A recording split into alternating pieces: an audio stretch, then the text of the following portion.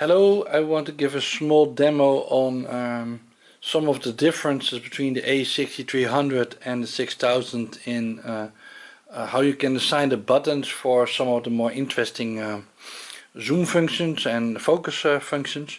So yeah, if you see my a6000 videos about back focusing, let's start there. Hopefully you can see it correctly because all the dots on the screen are now quite small.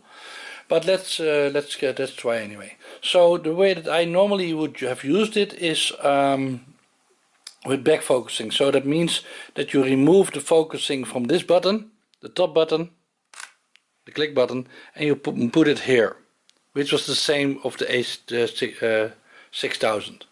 So and what happens then is that it focuses by clicking that button. So let me put it on manual focus DMF first. And you will see if I press it, it will focus on a certain object on the screen, in this case the white object, and go there. One nice improvement that they made, that if you click on the, if you leave it on default, which is like standard, I think standard zoom or standard focus, you can now click here and you will always get this navigational bar that you can go left and right, which almost turns it into a joystick, which is really nice. Even if you go to a different mode, so let's say I go to zone mode, you'll see that if I click on the middle one, I can sort of, hold on, if you click on the middle one, you can influence it. So if I go to this one, you'll see that I can get a zone and I can move the zone. And if I hit enter, it will stay there and I can focus in that area. I personally like, which is also a new mode, the flexible spot mode, which you can use either in this mode, so like this, and you can see again I can move my point wherever I want to go and then do it like this. And I would argue that this is almost as good as having a separate joystick that people are complaining about. So I think that's quite nice. So what I want to show you is also the combination of the back button focus and the magnification zoom and how they in fact improved it. So before I was showing you, and again watch the video about the a6000 if you want to see how to set it up, the back button focus in combination with the zooming.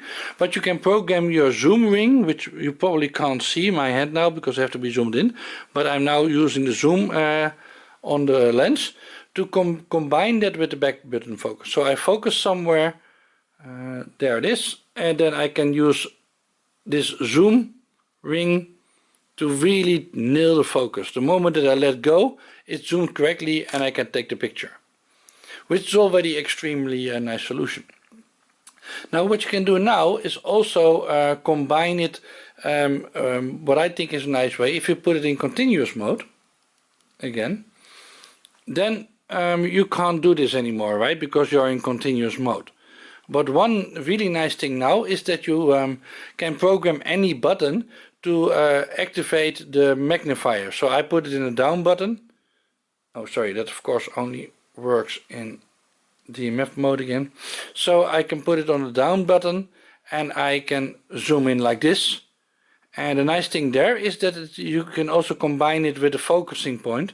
So if you don't want to do manual, you can sort of aim it somewhere and then this will focus on that point, which I think is also very nice. If you hit it multiple times, or I think if you hit it the middle button, it will go out of it, and if you hit it multiple times, enter and enter again and enter again, see it sort of flips through these different modes.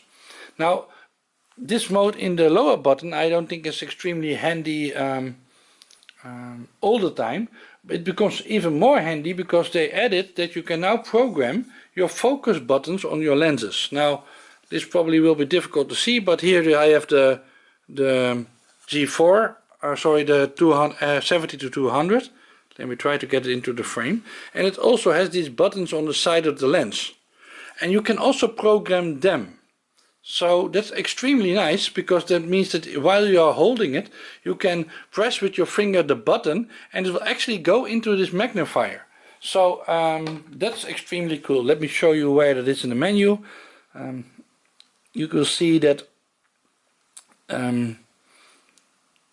hold on, it's in flap number 2. So flap number 2. So where you program all your buttons. I will show you a few. You can now see that there are more places that you can program, but this one, so this page was already there, but is now on the second page. You see that there are two new options that I want to show you. The first one is this focus magnifier, and you can see that is called focus hold button. And the focus hold button is on some of your lenses. So these are basically the lenses. Normally if you would press them, they would hold the focus. But you can program them for anything. So let me show you what kind of things you can put on there. I think some of them are quite useless. Why would you program the deactivate monitor there? No idea. But you can also put like zoom or the focus magnifier. And I think the focus magnifier is really nice there. Some of the other options, maybe somebody else has a clue, but I have no idea. Maybe the silent shooting would be handy to put there. Don't see why. But the most useful one I would say is, hold on, where is it again? So you can program quite a few. Maybe steady shot would be handy, I don't know. But definitely the, where is it? Focus magnifier.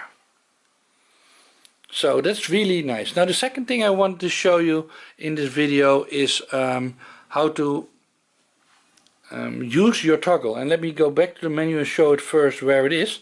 You can now have an extra button here which is called your MF AIF toggle, and you can switch it around like this. And what you can do, before it was quite difficult to figure out where you put your IIF focus so that it can automatically focus on eyes. So what you can now do is program that button on that flipper, which I found quite nice. Again, it's on page 2, and you can have your AF-MF button, and I put it on eye focus. Why is this nice? Because normally if you are in continuous focus, like everybody else, I'm still trying to learn the camera, only got it one day. But let's say if I normally have it on automatic or on continuous focus like this, right? I can select the object and it will just follow the object as best as it can, right? You can see it happening. If I focus on that one, it will try to stay there. But what you can do now, if you put it in the up mode, it will try to find the eye mode. So it's basically switching between continuous focusing, right? And of course with the back button focus, that means that you can also use it as a way to hold the focus. So you automatically find it, and by not putting your finger on it, it will automatically go to the other mode. But if you now put it in top mode, it's actually automatically in face and eye detection mode. And as you can see, it found the eye, and I can move it around and it's tracking the eye now. Right, so I can take a picture, and that's quite nice. So again, if you want to be in eye mode, you can do it like this. If you want out of eye mode, you just flip it over and now it's in normal mode again. Extremely handy button, in my opinion, for that. Of course you can also put it in manual mode and AF mode, but I personally have programmed my top button, which is the C1 button on top here, right, so the one there, to change different modes. So if I put it in manual mode like this, it's almost the same amount of work, so I don't see why I would use the button for that. But I think being able with your thumb to quickly flip it to eye detect mode and back into continuous mode is extremely nice. The last thing which I didn't talk about, but it's more different mode for your spotting, I think I quickly mentioned it, that if you're in continuous mode, you also have this extra option called lock on AF and then expandable flexible spot. And the nice thing there is that it, what I already showed before, it indeed you can lock into an object and it will track it for you. And if you let loose, you again have the joystick, so you can basically use it in all kinds of ways. So you can lock onto an object and track it.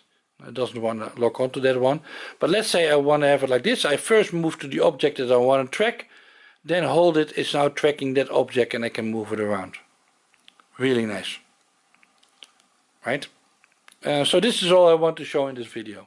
I will make more videos today because I have some other things that I can show you on the a6300.